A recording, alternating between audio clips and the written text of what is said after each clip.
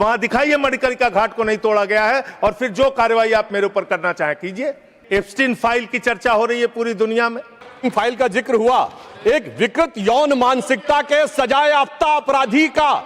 पहले हिंदू को मुसलमान से लड़ाओ, फिर हिंदू को सिख से लड़ाओ, फिर हिंदू को ईसाई से लड़ाओ, फिर हिंदू को हिंदू से लड़ाओ, जाट को गैर जाट से लड़ाओ, मराठा को गैर मराठा से लड़ाओ, दलित पिछड़े सवर्ण को आपस में लड़ाओ।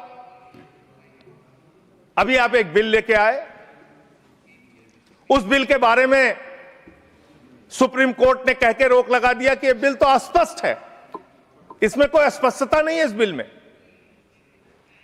आप क्यों ऐसा बिल लेके आए जिसके कारण से पूरे देश का माहौल खराब हुआ? आपने झगड़ा कराया दलितों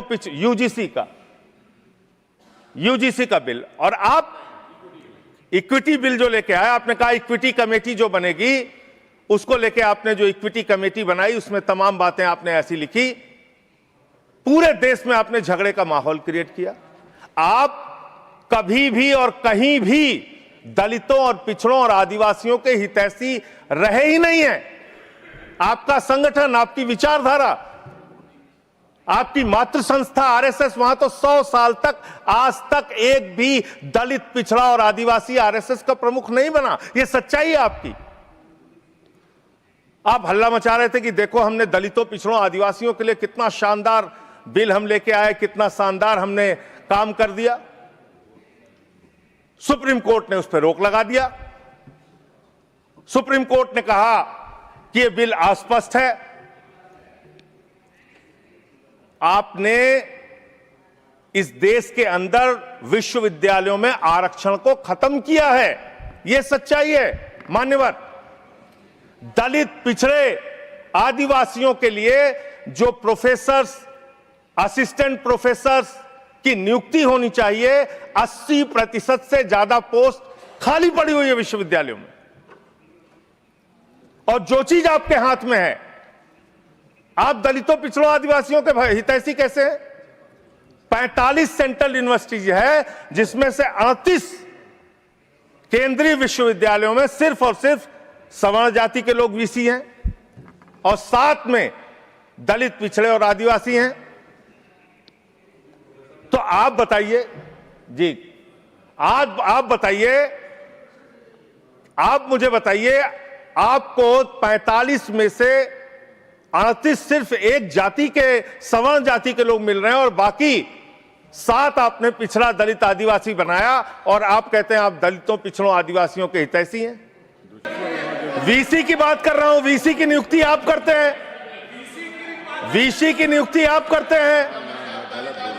इसका मतलब दलित, पिछड़ा और आदिवासी बीसी बनने योग्य नहीं है, यह आपकी मानसिकता है। इसका मतलब आपकी मानसिकता है पिछड़ा, दलित और आदिवासी प्रोफेसर बनने योग्य नहीं है। 12 साल क्या किया आप नॉट फाउंड सुइटेबल की कैटेगरी में डाल देते हैं उन लोगों को। आप क्या न्याय कर रहे हैं उनके साथ? पूरे देश के हाई कोर्ट, सुप्रीम कोर्ट की हालत देखिए सर। देश का है सुप्रीम कोर्ट एक, और 25 हाई कोर्ट। वहां पे कितने जज हाई कोर्ट के अंदर या सुप्रीम कोर्ट के अंदर दलित, पिछड़े, आदिवासी हैं? पता कर लीजिए, आपको पता चल जाएगा। तो अगर कहीं उनके साथ न्याय की बात आती है तो आप न्याय नहीं, नौटंकी करते हैं, जानबूझ के दिखाने की कोशिश करते हैं कि आप उनके हितैषी हैं, जबकि आप हैं नहीं। आपको है ना, और पूरे देश का वातावरण खराब किया आपने।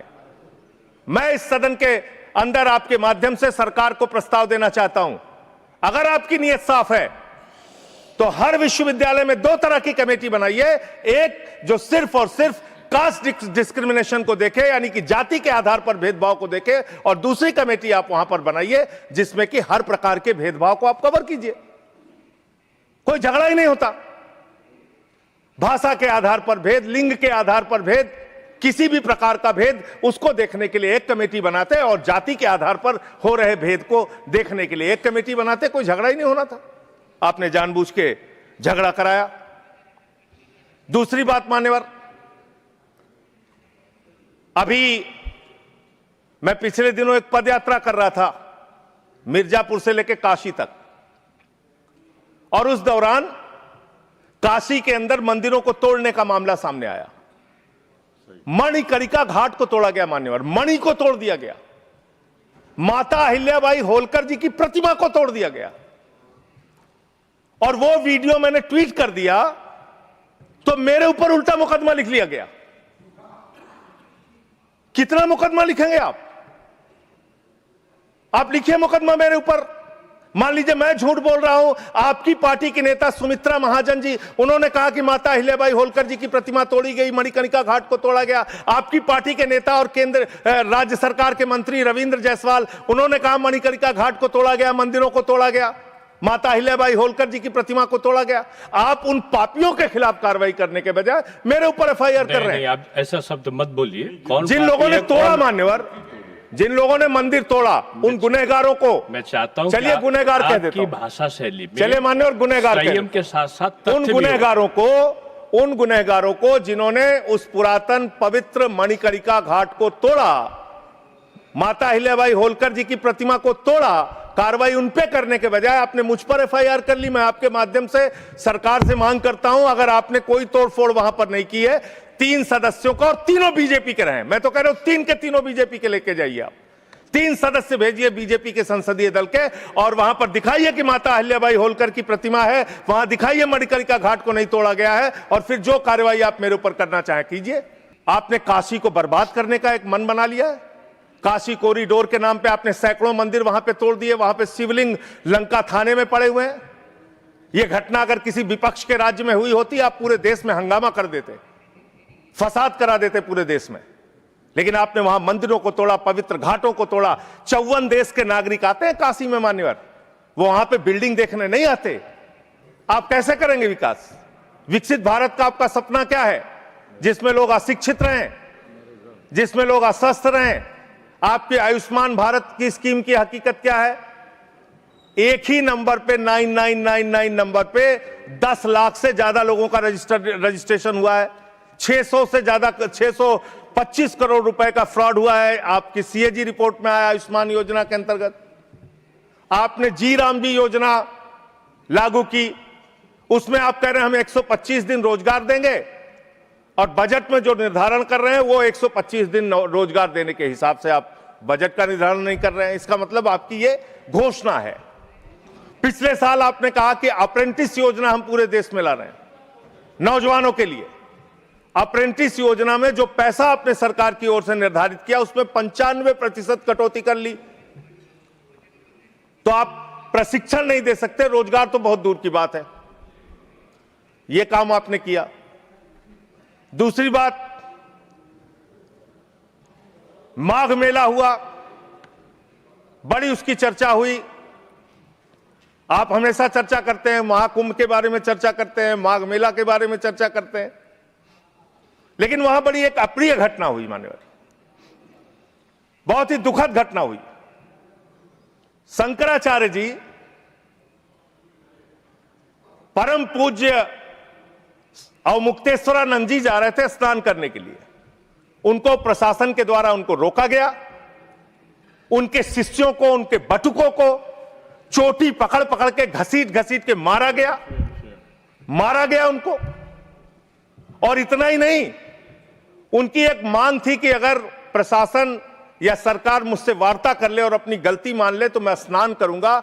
ना उनसे किसी ने माफी मांगी और ना ही वो स्नान कर पाए। बिना स्नान किए शंकराचार्य जी वहां से चले गए। और भी शर्मनाक बात यह है, आप कितने बड़े धर्म के ठेकेदार हैं। आप देखिए कि आप शंकराचार्य जी को तहसीलदार के माध्यम से चिट्ठी भेज रहे हैं, कह रहे हैं बताओ आप शंकराचार्य हो कि नहीं हो। अरावली पर्वत को साबित करना है, बताओ तुम अरावली पर्वत हो कि नहीं हो। दिल्ली की जहरीली हवाओं को साबित करना है, बताओ हवाओं तुम जहरीली हो कि नहीं हो। इस देश के मतदाताओं को साबित करना है, बताओ तुम भारत के नागरिक हो कि नहीं हो। और शंकराचार्य जी को साबित करना है, बताओ आप शंकराचार्य हो कि नहीं हो। जो लोग अभी तक 12 साल में अपनी डिग्री नहीं दिखा पाए, वो शंकराचार्य से शंकराचार्य होने का प्रमाण मांग रहे हैं। यह है आपकी धार्मिक ठेकेदारी। अभी एक एप्स्टीन फाइल की चर्चा हो रही है पूरी दुनिया में, उसके बारे में भारत के प्रधानमंत्री को आरोपित किया गया। उसके बारे में सरकार को स्पष्टीकरण देना बगैर चाहिए। तथ्य के कोई चीज को बोलना मैं ठीक कह रहा हूं नहीं। स्पष्टीकरण देना चाहिए। आपके पास कोई तथ्य है तो आप प्रस्तुत सर करें। अगर कोई मैं ये कह रहा हूं माननीय मान्यवर, संसद है, इसमें अगर आपके पास कोई स्पष्टीकरण तो देना चाहिए अगर कोई आरोप लग रहा है। हमारे देश का अपमान है मान्यवर। इनके बोलने के बाद मैं आपको समय देता हूं। आप कैसा आपके काम करना 5 चाहते हैं? मिनट खत्म होने से बाद देता हूं। अरे भाई इसके बाद आपके आपको भारत के प्रधानमंत्री पे आरोप लग रहा है, आप लोग उस आरोप का जवाब नहीं देना चाहते। भारत के प्रधानमंत्री पे आरोप लग रहा है, नहीं, तथ्य के आप जवाब बगैर नहीं देना होगा तो चाहते? आप नहीं लगा सकते। तथ्य के विपरीत अगर आप बोलेंगे तो आपका ये चीज नोट नहीं किया जाएगा।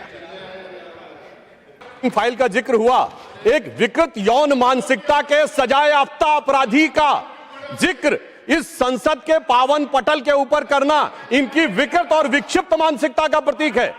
सर, एक बात फैक्ट ऑफ द मैटर ये है, एक मिनट आ जाए। among the millions of emails there is no direct email with Prime Minister.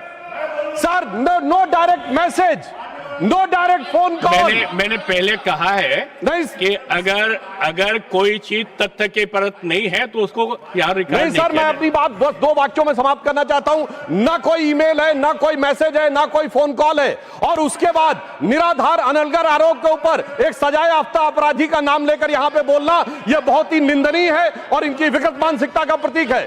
और सर, डिपार्टमेंट ऑफ जस्टिस ने भी यह कहा है कि वो फॉल्स और सेंसेशनल आरोप है, और प्रधानमंत्री जी इजराइल में अपनी ऑफिशियल यात्रा पे थे, एक मुलाकात ऑफिशियल है, और उसके बावजूद वहां पर सिर्फ एक ही गायन हुआ, वो था राष्ट्रगान। अगर उसमें नाच गाना इनको नजर आता है, हो सकता है इसे राम मंदिर में नजर आता हो। तो मैं इस पे घोर भर्त्सना करते हुए सभापति महोदय सिर्फ एक पंक्ति कहना चाहता हूं, सभापति महोदय सिर्फ एक पंक्ति कहना चाहता हूं कि जो इन्होंने आरोप लगाने का प्रयास किया है कि राष्ट्रवाद के महामेरु पर वार बहुत ही हल्का है, भारत विकसित रोकने के लिए यह मचा हुआ तहलका है। नहीं, देखो, जो माननीय सदस्य ने जो तथ्य के विपरीत और संविधान के विपरीत बात कही उसको इसमें शामिल नहीं किया जाएगा।